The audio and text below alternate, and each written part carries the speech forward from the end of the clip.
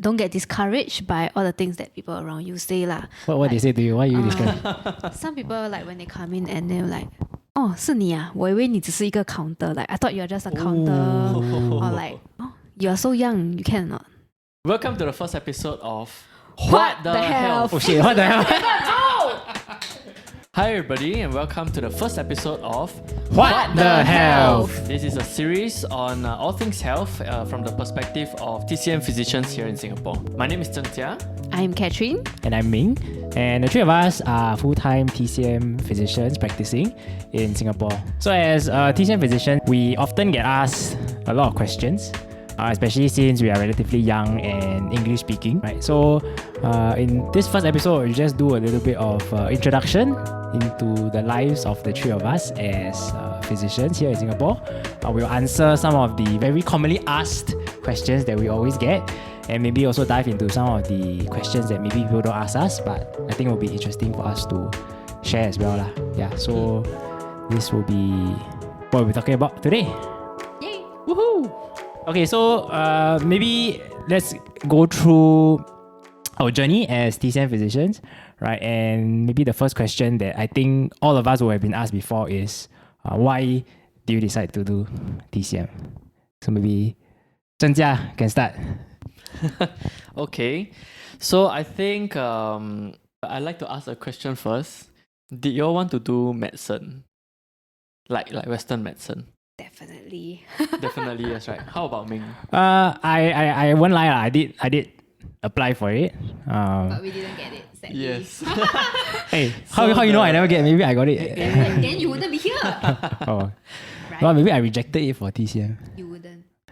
Okay, but I guess if you apply for TCM, right, there is sort of an underlying assumption that you would want to pursue something in the medical field, right? And most often that would be medicine as the priority, The right? first choice would always be medicine for healthcare Correct. related jobs. Yeah. But I mean, back then, it's not like I was very into healthcare. Like I knew a lot about medicine or what. So actually, to me, both choices were good choices. It's not like I had a preference over one over the other. You got accepted into medicine? I didn't lie. But having said that, like what I said, I didn't know much about it as well. So to me, both were decent choices, and I got into TCM, so I chose TCM. Okay. But you didn't get into Western, then you salty, is it? either. Salty. Yeah, so I think that's kind of like the background for, if I'm not wrong, our whole class, right? So as far as the people have asked, most of us did apply for medicine, but we didn't get in. But also, I think from my own personal journey, is more of I grew up using TCM as well. So like Ming, it was one of the options to be part of the healthcare system in Singapore as well. How about you, Kat? Oh, because none of the other courses accepted me. So sad. Okay lah, but actually it's because like when I was like in secondary school, right, then they had like a intro to TCM course. So like they invited a TCM physician down to like give us a basic TCM knowledge, like how the tongue and all those, and then like demonstrate acupuncture. So I guess that was like where the interest began lah. Yes. For myself, also same. My parents exposed me to TCM when I was young. So I would always use it for like normal injuries, sprained ankle, flu, fever, all this. And every time I would take it, I'll get better, like very fast. So I know it works. I don't know how it works, but works. because I used it more than Western medicine, in fact. So I knew that it worked and I believe in it lah. Yeah. So when it came to choosing a course, I wanted to do something that would be able to help people. Wanted to learn a skill, right? And so in that way, TCM sort of check all the boxes lah. And yeah, that's why I chose to go for it lah. So another question that we always get asked is, what is the process or how do you actually study TCM? Maybe overseas is a bit different, but at least in the context of Singapore, there are a few ways that we can do it. Yeah, so maybe you want to share some of the common ways that if someone is interested in becoming a physician here, how they can do it. Okay, so there are like different institutions. One of them will be NTU for like younger people like us lah. Okay. Undergrad. Oh yes, undergrads. Then after that, there is also like places like Zhonghua or like Dazhong Yuan that offers TCM courses for people like middle age if you want to go and learn part-time TCM or like full-time TCM also can actually. Or another way is just to go China to study lah. How to go China and study? Find the China website, Google, send your application, and then you get accepted. Okay, but actually, China government, I think they have like a few scholarships every year dedicated to TCM. So they will give you like TCM full scholarship to study TCM in China lah, every year for now. Not bad. Free. Free lah. Really full free? Scholarship leh. Oh, Well, we chose the wrong part. still must pay my own money to study this. So then, you made the decision to study TCM. What is the process of studying TCM like? Wow. Bad memories. No. Bad memories. Bad memories. Bad. I think it's a little different for the university. We are from NTU, so it's a little different for us because we did a double degree. It's not a pure just TCM degree. We did TCM together with biomedical science. So we did have quite a bit of biomedical related courses as well, modules as well, like immunology, Pathology. yeah, a lot lah. Yeah, so it's a little different in the uni as compared to the institutions. Where it's just like 100% or 95% TCM courses lah. Yeah. So maybe can go through some of the subjects that we study for TCM, because I think no one really knows what we study, right? That's true. In school. Because last time I always show on Instagram like my textbook, then everyone will kind of comment, wow, what Chinese you sure you can study or not? I don't understand anything. Yeah. So actually, like what Zheng Jia said, a lot of our English modules are based on the biomedical sciences side, but then all our TCM modules are actually all in Chinese. Exam is in Chinese, studying is in Chinese. So it's really Chinese lah, and there's some modules even they use the 古文 lah.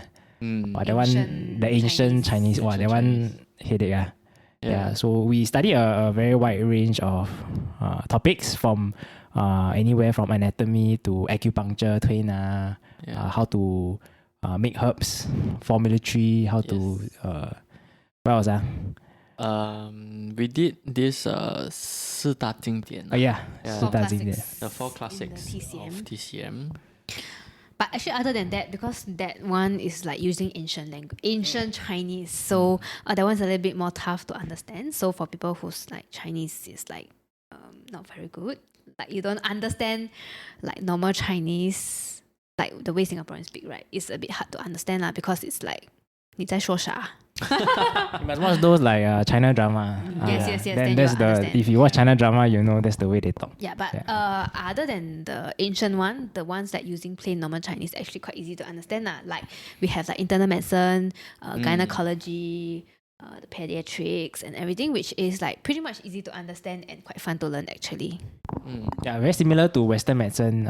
Towards the later part of our studies, we actually branch off into different departments. So it's quite similar to Western medicine, where in every branch of Western medicine, actually TCM also has a discipline or a deep dive into each of these different departments. So there are also TCM physicians in China where they actually specialize in pediatrics, orthopedics, gynecology. Different departments. Different ones. Not so much in Singapore. TCM physicians are more generalists, but in China, in their hospitals, they really specialize very deeply into the subject. So out of all these subjects that you study, what is one that you love or one that you hate? Quite curious. Anatomy. Anatomy? You like anatomy? You hate or you love anatomy? I hate anatomy. Really? I hate Anatomy was quite fun. Anatomy was fun. Because like 老师. I didn't know the body parts in Chinese, so it was a struggle to me. Like nobody knew the body part in Chinese. Everyone also start from nothing. There was this one thing that I remember, right? Like they were talking about the 膀胱 and everything, and I didn't know what a 膀胱 was. Okay, so I asked my friend, like, how do you know whether the 膀胱 is full or not? Because I didn't know what the 膀胱. And then just keep laughing at me, and then they were like, do you even know what a 膀胱 is? And I said, no, I don't know. And then they told me it was the bladder. So what do you think it was? I don't know. Like what do you imagine you want? I don't know. I just like, how do I know? Technically, I really don't know what is a pangguang lah. Yeah, so I really don't like anatomy. But the only thing about anatomy that is easier than the anatomy in English, right? It's just the name's very straightforward. Not all lah. Some. Because in English sometimes they use like Latin words, right? The conventional medicine. Femur. Yeah, but in Chinese very straightforward. Like this gu is what gu, then this muscle is linked to Yes, this gu, correct. then That's the only easy. then they combine the word. Very easy. And it is this 侧 or is this 侧 the muscle? 外侧, Yeah. How about you, Zheng Jia? Yeah, definitely like 一古文, all those 古文 one lah. 一古文, oh gosh, that was one of the worst. The other one is 各家学说.各家学说. Oh my goodness, I just sleep. Oh. I shouldn't say that. Trust me, I'm a physician. Yeah, but those were terrible. They value at zero to me lah, sure? personally lah. Zero value add. But I think one of my favorite was Zheng Jia. Yeah, to be able to see, because up until then we were learning purely theoretical stuff. Even like 方剂 or 中药, which is like a medicine and formulary. We also kind of like only learn on paper lah. We never really go and use the herbs or whatever to treat ourselves or treat people. But when it came to 针灸, then we could 点穴. So for 点穴, we use a marker, then we go and measure on each other's like arms or legs. Then So find you like to touch other people? I like to touch me. Sorry. Cut. This one cut. Yeah, but it was quite fun, to be able to see the concepts come to life, in 3D, not just on paper. Yeah, so I mean, then going through the whole course, obviously, the end goal for a lot of us was to become physicians, right? I mean, there were other roads that we could take, maybe doing research, going to healthcare, doing other roles, right? But for a lot of us, I guess the end goal was to be a physician, lah. So, how do you find your life now as a physician? What do you all do on a daily basis? See patients. Okay, and some admin work. Like that only. Yeah, of course you must value add yourself, right? Just keep studying only. Still continue studying. Boring. Yeah, I think more or less the same. There's this saying in TCM. I mean, I'm pretty sure it's the same for like healthcare, but in Chinese it's 白天看诊，晚上看书。就这样咯，yeah咯，就这样，真的就是这样，真的是这样。Even like 看诊 halfway, you also will go and 看书，cause you come across a problem that either you don't know or you're not very clear, and then you just need to consult read the up. books, read out on the books. So it's continual learning, non-stop learning, and then putting what you learn into practice咯. That's why they say the older the 中医 is, the more valuable.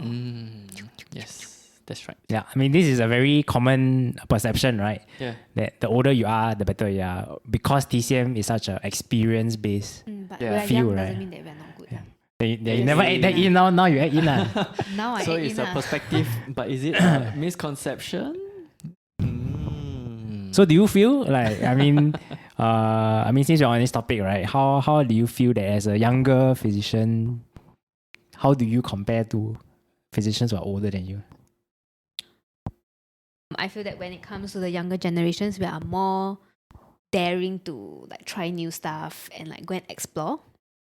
So like sometimes the older physicians might not take our suggestions into consideration.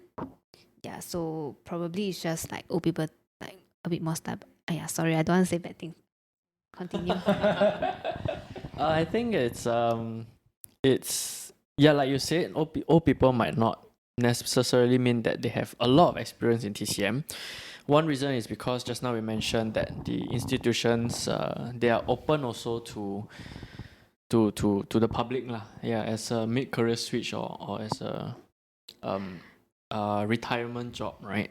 So you can come in at any stage in life. You just have to pass the course Exam. and then you pass the STRE exam, which it's not easy. Yeah, so those who pass it is definitely of some standards. got some standard one. Yeah. Yes. It's not like no nothing one. So yeah, correct.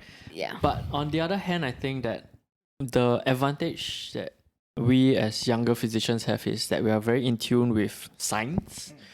We are quite well versed in knowing how to do, I guess, meta-analysis of papers and all this kind of thing. So Singapore got less papers, I would feel, but China side has quite a lot of research and papers being done.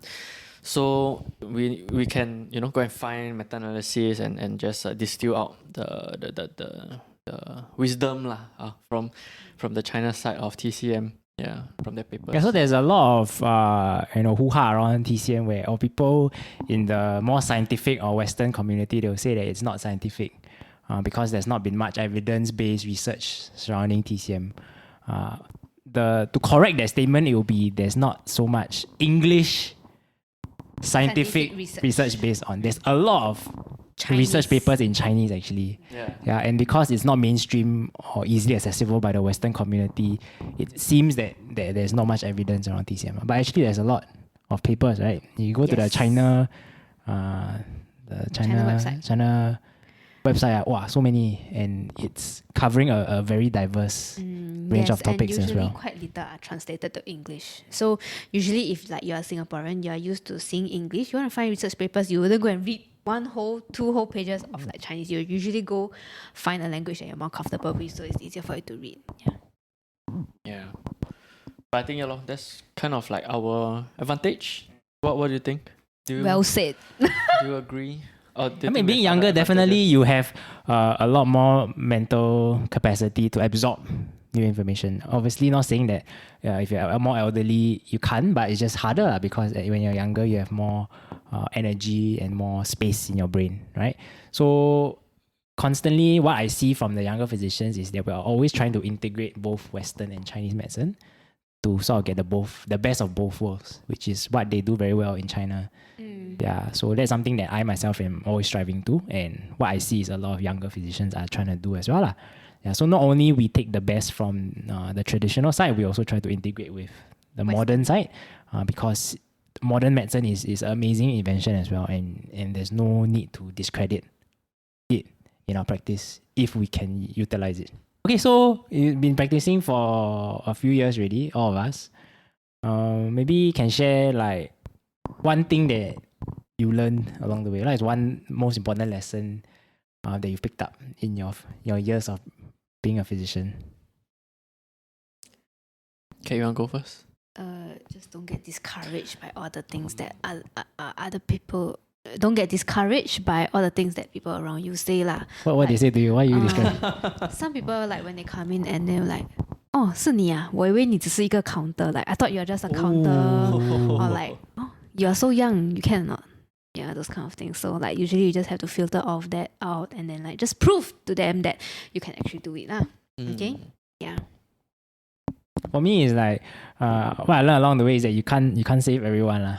As much as you want to try your best and to help and cure everyone, there are probably a portion of your patients that you really cannot help. Either because they're too serious or your skill set is just not there, right? Because it's maybe a really complicated situation. Yeah.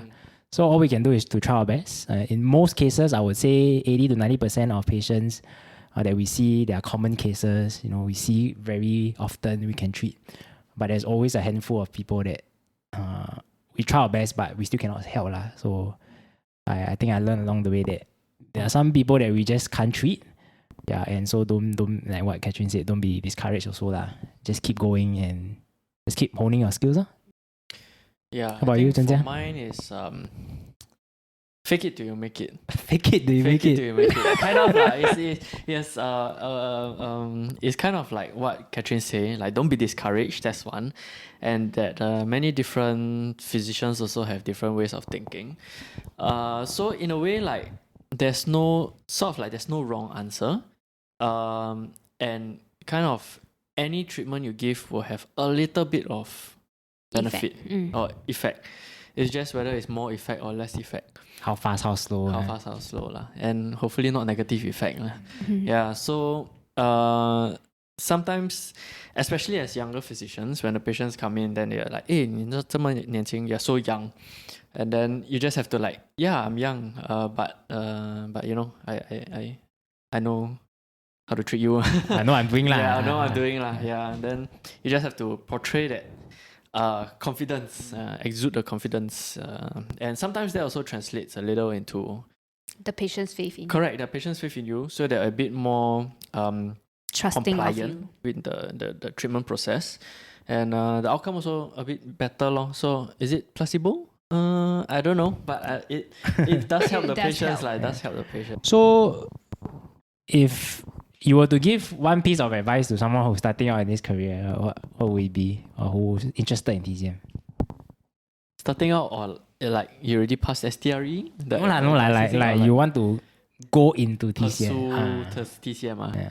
I would say think twice, think thrice. Make sure that you really want to do this. It's not easy. Yeah. And the outcome is not guaranteed also. Why is it not easy? I It was think hard. studying it's hard. It's hard. Yeah. Especially if your Chinese not good one. A bit like me lah. My Chinese not very good lah. But yeah lah. So it was really a struggle. Especially the first 3 years. Yeah. Just getting into the mindset of thinking in Chinese. Yeah, that was quite tough for me. Yeah lor. How about you? No. No? No. No advice? You must really have the passion for it. If you have no passion or like interest in TCM, or like you just want to try out for fun, right? Then I guess maybe not lah. Like you can take TCM elective on the side to get to know about TCM, but to delve in it fully, you really have to reconsider, because it's more than 5 years of your life studying for this course, and like usually like at least like 5 or 6 will drop out along the way, or like some even drop out on the 3rd year and they don't go to China for the 4th and 5th year. So that's like technically a waste of their first 3 years in the university lah. So really have to think about it if you really want to start a career in TCM. Okay, so before we end off, maybe just one last We're question. ending? Okay. Yeah. Do you think TCM will be relevant in 10 years' time? Oh, thanks for Obviously, choosing duh, 11. right? Duh, right? Obviously. Relevant. I think it'll become. Why is it the? It's not the one. I It's think not. it'll become more and more relevant as more scientific backing for it comes out. We will be able to see that it's not voodoo magic lah. It's not sham science or whatever. Sham science. It's not just about pain management. Correct. Yeah. Because like there has been increase in like the number of patients coming in for like post-COVID cough. So like that one actually is quite effective. So I think it has brought like another new understanding about TCM. Like, oh, it's not just all about here pain, there pain, I need to go for TCM. So like usually people when they start out TCM, they'll be like, oh, I sprained my ankle, that's why I want to go TCM. But now some people like oh, my stomach not very comfortable, like after you eat, like got digestion problems, or like cannot sleep well, or like you just keep coughing and cannot stop. So people will just come to TCM to like regulate their bodies and all. So I believe that 10 years down the road, people of our age more and more, they will just come to TCM and they bring their kids as well lah. Okay? 10 years down the road, our age also become 老中医. 老中医. And there's also nowadays there's this hype about preventive medicine, right? Western medicine is trying to go into it, right? But Western medicine, maybe they don't have too many techniques, right? They can maybe advise you on like healthy habits, exercise habits. Yeah, but TCM is something that you can actually do, right? In terms of consuming certain things, or being a bit more specific in the types of diets and exercises that you want to do. Yeah, so I think in the future, if TCM is still around, which I hope it is, definitely. then I think this preventive aspect of TCM will be very important, and it will be realized. Okay, I think that will end off this episode. Hopefully it was interesting and insightful, and you learned a lot about our lives. Please do drop us comments if you have any questions that you want to ask us, or any topics that you want us to cover, and we will try our best. Yeah, so we'll end the episode. And with How to end? Oh, comment, like, subscribe. Okay. Comment, like, and Like, subscribe. comment, subscribe. Like, comment, subscribe. Hit the bell. Ding. To be notified of our next episode. Okay, bye.